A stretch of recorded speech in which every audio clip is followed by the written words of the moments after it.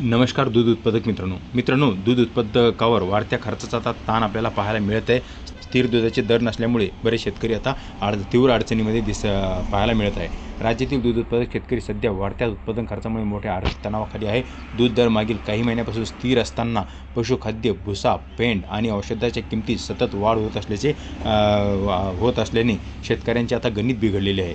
शेतकऱ्यांना सध्या प्रति लिटर दुधासाठी 32 ते 38 रुपये प्रति लिटर दूध भाव मिळत असताना एका गाईच्या दूध उत्पादनाचा खर्चसुद्धा आता 40 रुपये प्रति लिटरपेक्षा जास्त असल्याचे क्षेत्रातील तज्ज्ञांचे म्हणणे आहे।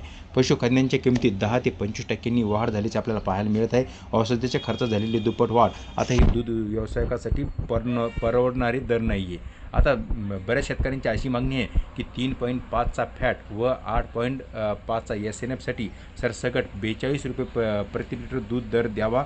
दूध संघटनांनी सरकारकडे अशी मागणी केलेली आहे। पशुखाद्यावरील अनुदान आणि औषधाच्या दरावर नियंत्रण यासह तातडीने उपाययोजना करण्यात यावी असंही बऱ्याच शेतकऱ्यांचं आता म्हणणं आहे। जेव्हा पहिल्यांदा जसं दुधाला अनुदान दिले जात होतं तसंच अनुदान कायम शेतकऱ्यांना द्या व जे छोटे मोठे दूध उत्पादक आहे त्यांना प्रोत्साहन देण्यासाठी वेगवेगळ्या उपाययोजना राबवा अशी आता बऱ्याच शेतकऱ्यांमधून मागणी होत आहे।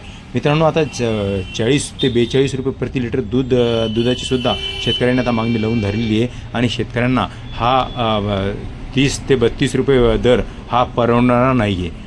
दिवसेंदिवस पशुखाद्याचे व औषधीचे दरसुद्धा गगनाला भिडलेले आहे। त्यावर सुद्धा उपाययोजना लवकरात लवकर उपाययोजना करावा अशी बी मागणी आता शेतकऱ्यांमधून होत आहे। मित्रांनो, अशा शासनाच्या विविध योजनेच्या माहितीसाठी तसेच दुग्ध व्यवसायाविषयक माहितीसाठी माहिती बॉक्स या यूट्यूब चॅनलला सबस्क्राईब करा, लाईक करा आणि इतर शेतकऱ्यांनाही माहिती शेअर करा। धन्यवाद।